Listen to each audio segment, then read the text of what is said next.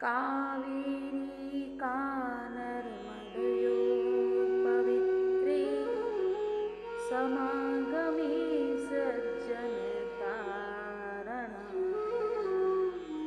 सदैव मां धातात्र पुरे वसन्तम् ओंकारमीश शिवमेकमेति। जो सत्पुरुषों को संसार सागर से पार उतारने के लिए कावेरी और नर्मदा के पवित्र संगम के निकट मानधाता के पुर में सदा निवास करते हैं, उन अद्वितीय कल्याणमय भगवान ओंकार का मैं स्तवन करता हूँ। 12 ज्योतिर्लिंगों की इस श्रृंखला में आज हम आ पहुँचे हैं ओंकारेश्वर ज्योतिर्लिंग। ओंकारेश्वर ज्योतिर्लिंग 12 ज्योतिर्लिंगों में चतुर्थ स्थान पर आते हैं। ओंकारेश्वर मध्य प्रदेश के शिवपुरी में स्थित है। यहाँ 2 ज्योतिर्लिंगों की पूजा की जाती है, ओंकारेश्वर और अमलेश्वर। शिव पुराण की कोटि रुद्र संहिता के 18 अध्याय में इसका वर्णन मिलता है। यही केवल एक ऐसा ज्योतिर्लिंग है जो नर्मदा नदी के उत्तरी तट पर स्थित है। ऐसा कहा जाता है कि ये तट ओम के आकार का है। यहाँ प्रतिदिन अहिल्याबाई होलकर की तरफ से मिट्टी के निर्मित 18 शिवलिंग तैयार करके नर्मदा नदी में विसर्जित किए गए हैं। मंदिर की इमारत 5 मंजिला है। यह ज्योतिर्लिंग पंचमुखी है। लोगों का मानना है कि भगवान शिव तीनों लोकों का भ्रमण करके यहाँ विश्राम करते हैं। तभी रात्रि में यहाँ भगवान शिव की शयन आरती की जाती है। ऐसा कहा जाता है कि भक्तगणों के सारे संकट यहाँ दूर हो जाते हैं। ऐसा भी कहा जाता है कि आप चाहे सारे तीर्थ कर लें, लेकिन ओंकारेश्वर के दर्शन करे बिना सब अधूरे हैं। इसलिए भक्तगण दूर दूर से यहाँ भारी संख्या में आते हैं। ओंकारेश्वर ज्योतिर्लिंग के प्रकट होने की कथा कुछ इस प्रकार है। एक बार नारद जी भ्रमण करते हुए विंध्याचल पर्वत पर पहुँचे। यहाँ पर्वतराज विंध्याचल ने नारद जी का स्वागत किया और कहते हुए कि मैं सर्वगुण संपन्न हूँ, मेरे पास सब कुछ है, इस प्रकार की संपदा है, नारद जी के समक्ष पहुँचे। नारद जी विंध्याचल की अभिमान युक्त बातें सुनकर लंबी सांस खींचकर चुपचाप खड़े रहे।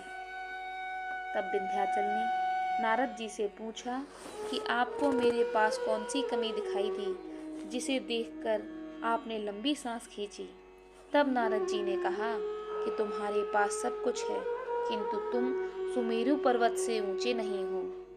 उस पर्वत का भाग देवताओं के लोकों तक पहुंचा हुआ है और तुम्हारे शिखर का भाग वहां तक कभी नहीं पहुंच पाएगा। ऐसा कहकर नारद जी वहां से चले गए। लेकिन वहां खड़े विंध्याचल को बहुत दुख हुआ और मन ही मन शोक करने लगा। तभी उसने शिव भगवान की आराधना करने का निश्चय किया।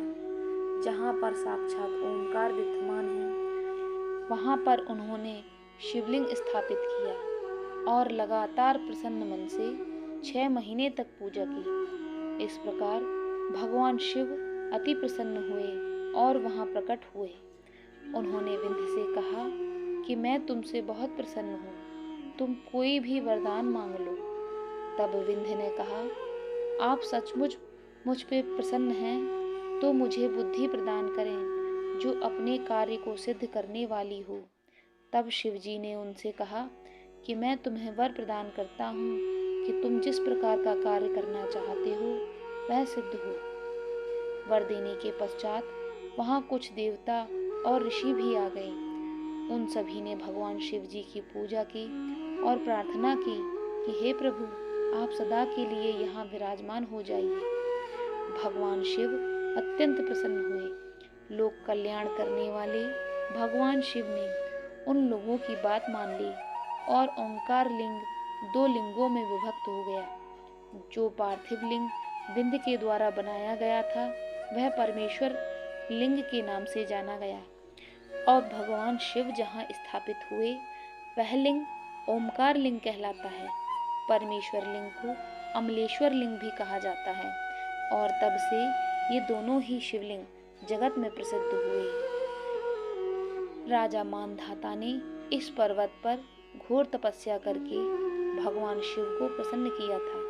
तपस्या से शिव भगवान जी अत्यंत प्रसन्न हुए और प्रकट होकर मानधाता ने शिव को सदा के लिए यहाँ विराजमान होने के लिए कहा।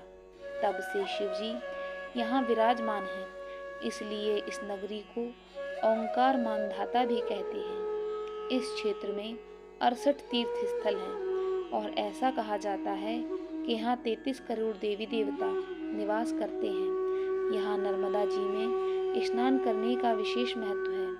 नर्मदा जी के दर्शन मात्र से ही आपके सारे पाप दूर हो जाते हैं। एक कथा यह भी है, एक बार देवों और दानवों के बीच युद्ध हुआ। दानवों ने देवताओं को पराजित कर दिया। देवता इस बात को सह न सके और हताश होकर भगवान शिव से विनती की और पूजा अर्चना की। उनकी भक्ति को देखकर भगवान शिव अत्यंत प्रसन्न हुए और ओंकारेश्वर ज्योतिर्लिंग रूप में स्थापित हुए और दानवों को पराजित किया। इसी मंदिर में कुबेर ने भगवान शिव जी का शिवलिंग बनाकर तपस्या की थी। वे शिव भक्त थे। उनकी इस भक्ति से प्रसन्न होकर भगवान शिव ने उन्हें धनाधिपति बनाया था। भगवान शिव ने अपने बालों से कावेरी नदी उत्पन्न की थी, जिससे कुबेर ने स्नान किया था। यह कावेरी नदी ओमकार पर्वत की परिक्रमा करते हुए नर्मदा नदी में मिलती है। इसे ही नर्मदा कावेरी का संगम कहते हैं। ओमकारेश्वर ज्योतिर्लिंग को लेकर धार्मिक मान्यता है कि बाबा भोलेनाथ यहाँ रात्रि में शयन के लिए आते हैं। कहते हैं पृथ्वी पर ये एकमात्र ऐसा मंदिर है जहाँ शिव पार्वती रोज चौसर पासे खेलते हैं। रात्रि में शयन आरती के बाद यहाँ प्रतिदिन चौपड़ बिछाए जाते हैं और गर्भगृह बंद कर दिया जाता है। अगली सुबह ये पासे बिखरे हुए मिलते हैं। आश्चर्य की बात है कि जिस मंदिर के भीतर रात के समय परिंदा भी पर नहीं मार पाता, वहाँ हर दिन चौपड़ बिखरे पाए जाते हैं। राजा मानधाता ने यहाँ नर्मदा नदी के किनारे इस पर्वत पर घोर तपस्या कर भगवान शिव को प्रसन्न किया और शिव जी के प्रकट होने पर उनसे यहीं निवास करने का वरदान मांग लिया।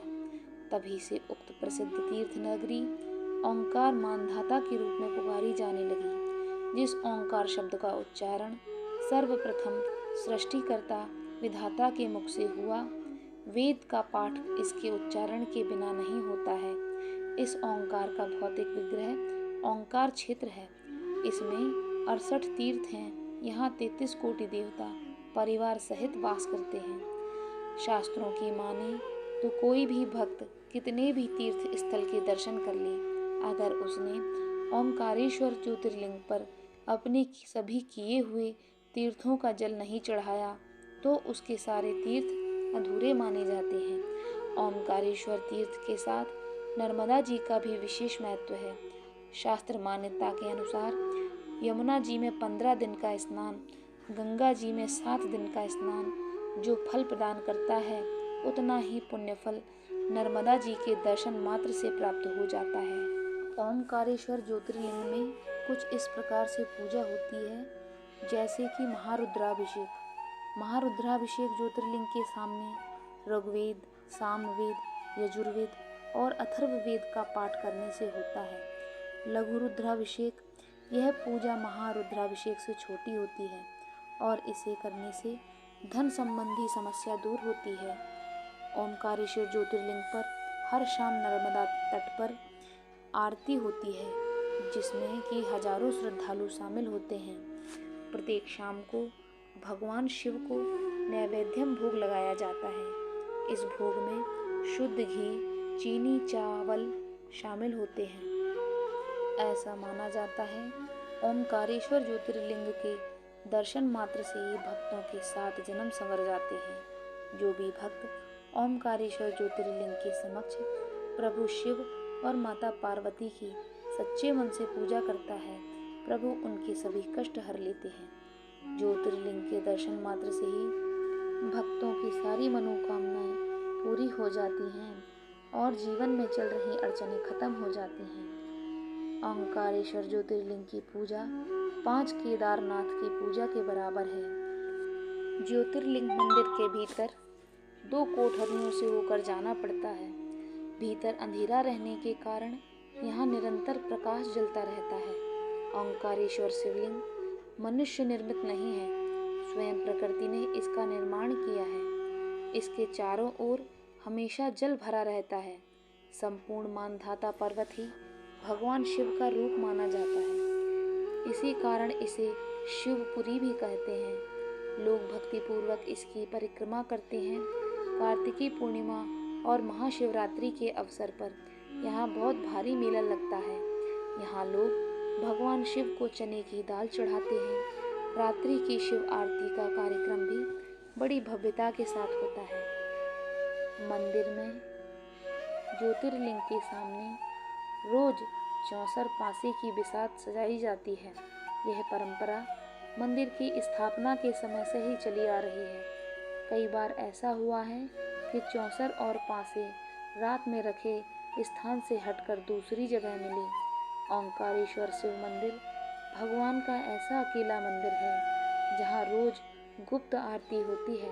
इस दौरान पुजारियों के अलावा कोई भी गर्भगृह में नहीं जा सकता। इसकी शुरुआत रात 8:30 बजे रुद्राभिषेक से होती है। अभिषेक के बाद पुजारी पट बंद कर शयन आरती करते हैं। आरती के बाद पट खोले जाते हैं और 64 पासे बिछ सजाकर फिर से पट बंद कर देते हैं। साल में एक बार शिवरात्रि के दिन 64 पासे की पूरी बिसात बदल दी जाती है। इस दिन भगवान के लिए नए 64 पासे लाए जाते हैं। महाशिवरात्रि के महापर्व पर भगवान को 251 किलो पेड़े का महाभोग लगाया जाता है। बड़ी संख्या में लोग देश भर से श्रद्धालु महाशिवरात्रि पर दर्शन के लिए ओंकारेश्वर आते हैं। महाशिवरात्रि पर आने वाले भोले के भक्त तीनों पहर 24 घंटे भगवान के दर्शन और मूल स्वरूप पर जल अर्पित करने की व्यवस्था होती है।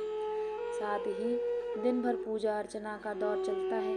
भगवान ओंकारेश्वर और ममलेश्वर ज्योतिर्लिंग की नगरी में बने मठ मंदिरों, आश्रमों, अखाड़ों में भी शिवरात्रि पर्व मनाने के लिए भक्तों को आने का सिलसिला शिवरात्रि के 2-3 दिन पहले से आना शुरू हो जाता है।